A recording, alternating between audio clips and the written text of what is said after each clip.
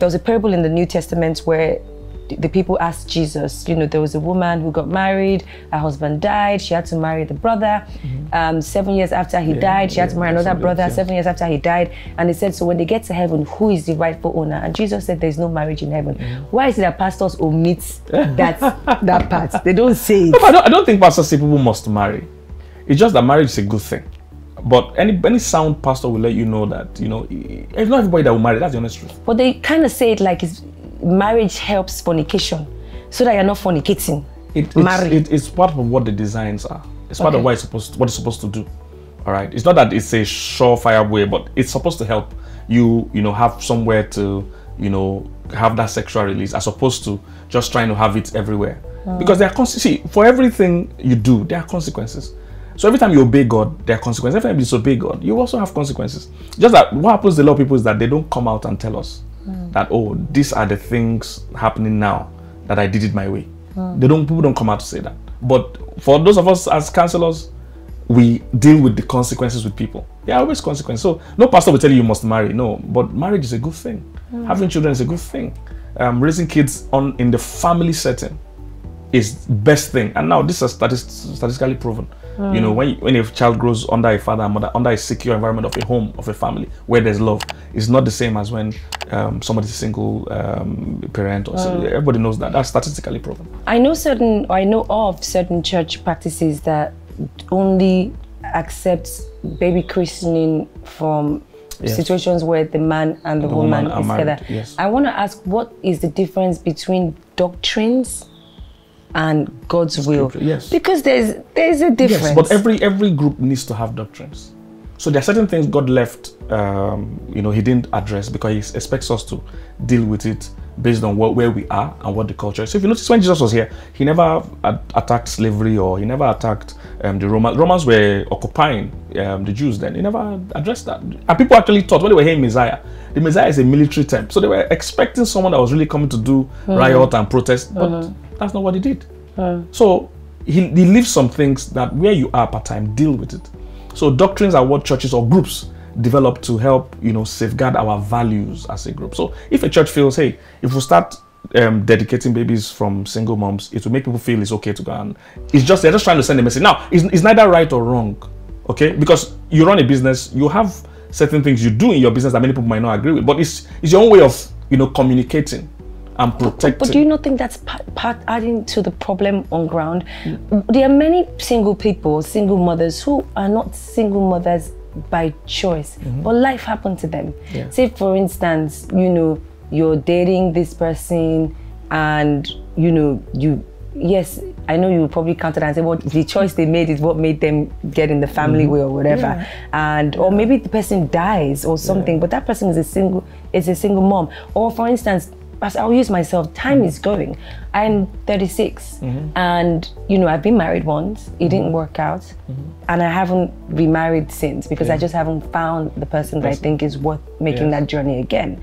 You know, but I would be lying if I sat here and I'm not honest enough to say to you that have I been tempted to start a family by myself? I have. So if I decide on my own will to go to a sperm bank and have a baby, why would a church say because it's our doctrine, my child will not be christened in the church? That might make me believe that I don't want this Christianity again. I'm going to the streets, because all these terms and conditions that they're putting in this church, what's the difference between, you know, this and somebody who is on the streets? I totally get you. But like I said, it's easier because you're an individual. When you're running an organization, you have to think beyond just one person. So there are a lot of rules like that capture to a lot of people that it's not really meant for, but you can also release that rule, because people will just start using it anyhow. So I understand when you run any organization, you run a business, so I know you know this. There are things you have to measures you put in place just to safeguard the sanity of what we're doing sometimes. So I don't think it's a right or wrong thing. It's just based on what that church believes, where they are. And some churches grow. There were times some churches didn't believe in watching television. They didn't believe in having shares, you know. So allow people to grow. Sometimes we are too judgmental. Everybody's in a phase of growth. So if I'm going to allow you grow, you to allow me grow. Perfect. I never even thought about it that way. So what do you think about this not being unequally yoked with unbelievers, because I feel like people have explained that particular verse to mean different things. Someone can sit down here and think unbelievers means someone who does not share the same religion with you, but then there are people who are of the same religion. They are wicked. But okay, you marry a Christian that is like you, but whoo, the kind of wickedness that person will show you, men and women. And there are people who, you know, believe this has to do with faith-wise, like my faith is stronger than his faith, and we're both Christians, but he's not a believer. But is that not also judgment? Because I'm trying to understand what that verse means. Beautiful, beautiful. It's like what we said earlier on.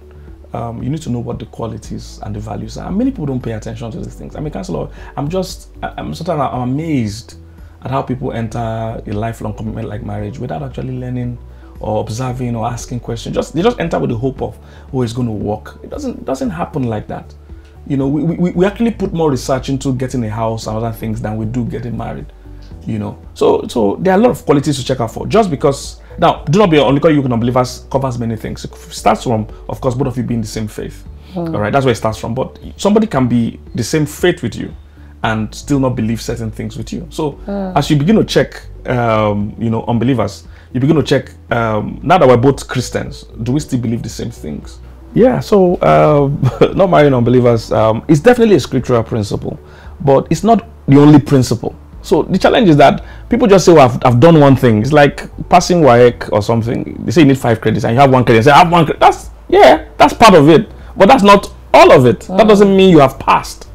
So don't marry unbeliever, yes, includes your spirituality, both of you being of the same faith, because that kind of directs your life. It helps agreement to be easy. It helps the eternal purpose of marriage to be fulfilled, because marriage is not just about this earth. The problem most times is that people just think, oh, you know, everything God is saying is about us enjoying life here. But there are a lot of things in the Bible that is about how our lives will be on the long run, even outside here. But most people are more, Jesus said it's not for heaven. There's no marriage in heaven. No, not marriage. But let me give you an example. When I was getting married, I knew that my life will involve serving people, ministering to people. So I knew how to marry somebody that had that same kind of value. So you see now, so the marriage itself is not the thing, but what the marriage is achieving. Marriage is not the destination, it's the vehicle. So many people are seeing it as the end goal, because I want to enjoy my life here. And that's just being short-sighted. That's not what it's about. In fact, there are a lot of things we do wrong as human beings. Even working, many people think working is about getting paid. That's where the end thing is for them, but that's not it. There are a lot of other things, benefits of working, that are beyond your salary. People that have found those things get paid twice. Because they get the money, but beyond the money, there are other aspects. So that's why you see millionaires committing suicide. They've gotten the money, but something in them is yearning for more. They know that this can't be why I'm laboring. I mean, if it's just the money, that's why we're doing all this stress we do in Nigeria, and it's not worth it. But do you think it's a balanced thing, Pastor Kingsley? Because there are people who are watching us right now who are faith-based, but when they got married to people who didn't even believe in God, and their marriage is working. And there are people who, as you said, agreements, faiths, what we're supposed to do, accomplishments, they said they turned down all their toasters that were not scabashing, because they believed that, you know, this person, I know someone who, he drinks too much, no. He seems like a womanizer, no. And the guy she finally picked was the one that came to pray for her on her wedding morning. But they are divorced today, and he dealt with her in the marriage. And I know another person who, she's SU, I love God, but she married a guy who doesn't even believe there is a God. Yeah, the challenges with that is that we have limited perspective about these two cases. So just hearing that, oh, this guy came to pray and all that, that might not be all. He was wicked. Yes, no, what I mean is that there are other things that might have been apparent. He was selfish, he was a narcissist, exactly. He was, exactly. But then those things also they use Jesus to cover. That's what I'm saying, so that if you are trained, it's just like in Nigeria, you know, there are a lot of people selling fake products. But if you are trained, you can know, okay, this is something's going on here. So that's how it is. You must, everything starts from you. You must train yourself. You must equip yourself. Because there are a lot of scammers out there. There are fake churches, fake pastors, fake husbands, fake wife, fake everything. You just have to be, the more trained you are, the higher the chances that you make a better decision. So the guy being fake is not just all. Why could you not, you know, pick out that this guy was fake? But sometimes it's not even about those people, Pastor. Sometimes it's the way we've been taught this religion. So that person who is adamant faith-based is ignoring other things. Yes. Because they're out there just looking, he all doesn't those smoke, other he doesn't things drink. He... are also in scripture. But people have not, again, learnt. And if you go through good counseling, you follow the right process, a trained eye, they will pick out those things. All those other principles are there. Do you think counseling should go on even in the marriage? Oh, counseling is not something you do because you have a problem. Oh. So that's the biggest problem people have. People think, oh, people will see it as something to be ashamed of. No, counseling is something. It's like when you go and service your car. You don't wait for your car to break down. Now, a lot of cars at the workshop are broken down, but you don't have to wait for your car to break down to go to the workshop. Anybody that loves their car has a good car. In fact, they will tell you from the day you buy the car that after so and so kilometers, you need to come for servicing. Nothing can be wrong, but let's change the oil so that it will work maximally. Let's check on different things. So counseling is not something you do because you're from. Counseling is something you should do regularly, even as a married couple. So that, when there's a neutral person sometimes in the room. As a counselor, sometimes I sit down and a wife speaks for 2 hours straight because that's the first time she's feeling heard. As she's with the husband in the counseling room, and the wife alone speaks for 2 hours straight because when they try to do it at home, the man will not listen. The man will pick out one sentence out of context and the whole argument or discussion will go a different. But when there's a neutral person that can moderate, you'll be amazed what we can achieve. So counseling is not just something we do because we have a problem. No. You should do it regularly to make sure the health check of that. It's not like your health is. You don't have to wait till you become seriously ill to do a checkup. Any smart person does regular checkups. Wow. Before there's a problem. This has been such a power-packed conversation. It's like I keep asking you so many questions. I want to just tap into your wealth of knowledge, and I wish a lot more people had access to a lot of things. You're saying our generation is in trouble. Oh, you can say that again. People, are just not willing, and I think the lack of willingness comes from also tiredness. Yes. Exactly. And there's a lot of unrest out there. So how do you think, for a lot of people who are watching us right now and who have not gotten married but desire a mate and do not want to find themselves in this sort of situation, I know you talk about learning and development, but what do they need to do to equip themselves to make sure that they do not lose who they are, all in the name of I want to marry, society is saying, and if they even begin to have some issues, what can they do before it gets really bad? It's pretty much what we've been discussing. Work on yourself. The quality of the marriage is determined by the quality of the people in the marriage. Like my wife will always say, the quality of the omelette is determined by the quality of the eggs. So who are you, with or without? There's a video I'm going to put on my page today. It's the video I was saying, if there's no marriage, let's say there's no more marriage on the earth, not even in heaven now, on the earth, there's no more marriage, would you still be happy? You must get to that stage where if there's no marriage, I can make meaning out of my life. Many people are attaching unnecessary importance. They are tying their whole happiness to who I marry, and that's it's a setup for unhappiness because no human being is able to make you happy all the time. It's better to come to the marriage with your own happy and be overflowing into, let your own happiness overflow into the marriage. Not that you are coming to the marriage to seek. You see, if your cup is half empty, then you are going about looking for someone to fill it. If your cup is full, anywhere you go, you are spilling. But somebody's watching and thinking, oh, this is grammar, theory. Some people are like, man, my cup has been full for so long. Or you find people who their cup is full, but they get married to people who drain their cup. No, their cup and was then not this full. hoping thing you mentioned, you marry somebody hoping they will change. Somebody else, or tradition would advise that. So tradition would be like, Rome is not built in a day. Things don't just happen overnight. Calm down. I'm echoing some things that when people go and meet their mother-in-laws, they always say them that it's with time, we pray. Many women have their knees dark because they are kneeling down in church. I wonder sometimes what the helpline in heaven seems like with people calling to talk about marriage. I'm sure God himself is tired. It's like, wow, you don't even care about me. All you guys do is complain. So this hoping thing, is it an entire bad thing? You can marry someone who... Do people change? I guess is the question I'm trying to ask. It depends on the kind of problem. So I've been on both sides of this thing you're saying. So there are people I've met and they feel, oh, this guy is not it. And I say, no, this will work because the challenges he has are not things that are strong enough to destroy the marriage.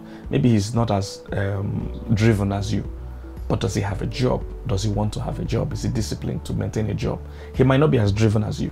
But if you are very driven, then that's fine. You are driven enough for this family. As long as he has a job, he's not a lazy person that won't do anything. So there are times I feel, oh, this can work, and I've advised so, and so far it's looking good. There are other times where there is a great character flaw. You can't change this one. This one has existed before you. This one is not willing to change. So it's about being able to, you know, discern that is this the kind of thing. Like if somebody has a serious drug or substance abuse, that's not something you are going to hope to change. You are not an expert.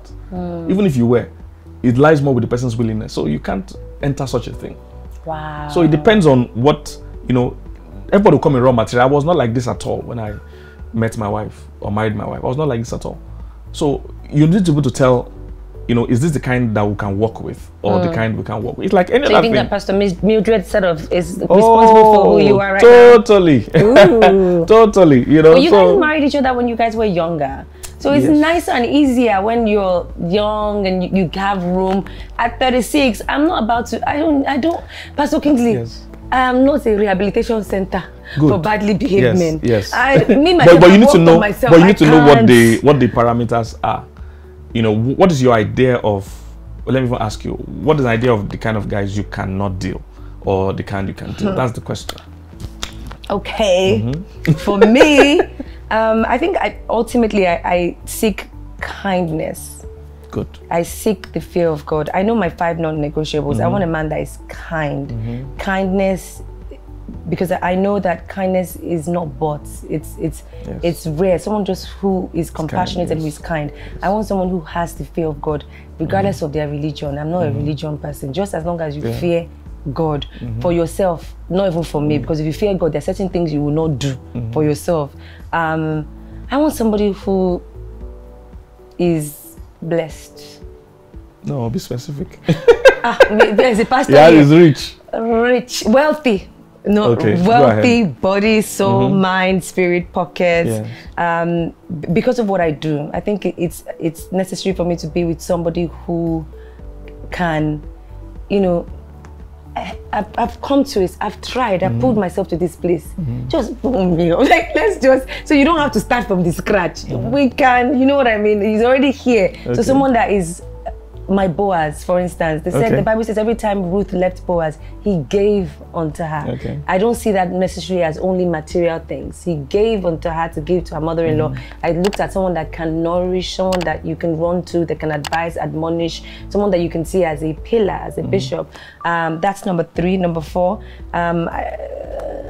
what's my number 4? I think I want someone who is, I think because you're here, I'm now so nervous. I can't think, because I already have my 5 non-negotiables. But I know that those 3 are important to me. Number 4, probably somebody who is, you know, I've said rich, I've said kind, I've said God-fearing. Someone who has a sense of humor. I don't like people that take themselves way too seriously, because life is short, you know.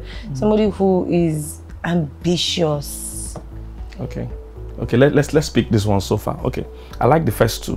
You said somebody that is kind, that's great. Now you must be able to ensure that he's really, really kind over a period of time and all that, so that's fine. Fear of God, I don't want to go into that one. It's a whole series on its own, because most people think fear of God is somebody that's afraid of God, and that's not what fear of God means. But let's keep that aside. Let's say the 3rd one, you mentioned somebody that is rich. So this is where problem starts. Many people on their list, they are not clear about what they really want. Clear? No, I will explain to you now. You want somebody that is rich. Why do you want someone that is rich? Because I like the finer things of life, and because I believe that the earth is the Lord's and the fullness of its field. Great, I love that. So why do you think God can't bless you?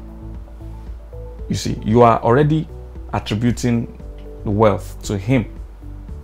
No, God is your source. You see, the guy can even come and not look it today.